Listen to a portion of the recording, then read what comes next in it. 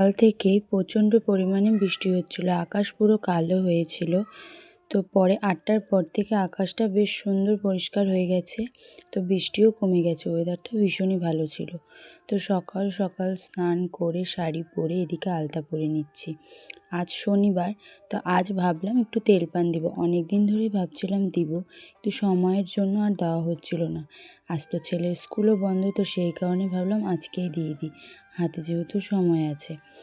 আর তারপর নালে আর দেওয়াই হবে না। তো সকাল সকাল সেই মতো তোমাদের দাদাভাইকে বাজারে পাঠিয়ে সমস্ত কিছু ফল বাজার করে এনেছি। তারপরে এখানে ঠাকুরের জন্য সমস্ত ফলগুলোকে আমি এখানে কেটে নিচ্ছি।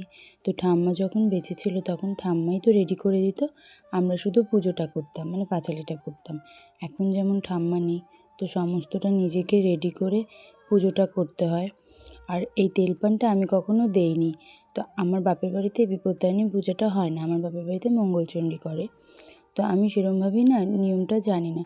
তো যাই হোক, ফার্স্ট টাইম করছি, আমার শাশুড়ির কাছে সমস্ত কিছু জিজ্ঞেস করেই করছিলাম।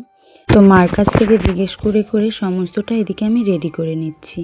আর এমনিও না আমার যে কোনো পুজো করতে ভীষণ ভালো লাগে, গুছিয়ে পুজো করতে না ভীষণ ভালোবাসি। আর কি বলো তো, ঠাম্মা যখন বেঁচে ছিল তখন তো পুজোর ঘরে আমাদের আসতেই হতো না, কারণ টোটালটাই ঠাম্মা করতো। ধরো ঘরে কোনো বড় পুজো হলে সমস্ত কিছু ঠাম্মা রেডি করে দিত, আমরা শুধু এসে অঞ্জলিটা দিতাম।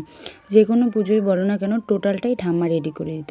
এখন যেমন ঠাম্মা নেই, তো সেই কারণে নিজেদেরই গুছিয়ে গেছে এখন পুজোটা করতে হয়। তো যাই হোক, পুজোটা করতে ভীষণই ভালো লাগে, আর নিজে নিজে রেডি করে পুজো করতে কিন্তু মনটা পুরো শান্তি হয়ে যায়। তো সেই মতো দেখো আমি এখানে সমস্ত কিছু রেডি করে আমার পুজো করে নিচ্ছি। তো তারপরে ঘট বসিয়ে এবার পাঁচালিটা পরে নেব। তো আমার আজকে পুজোটা করে মনটা অনেকটাই ভালো হয়ে গেছে। আর এমনিও আমি পুজো পার্বণ করতে ভীষণই ভালোবাসি ছোটোবেলা থেকে।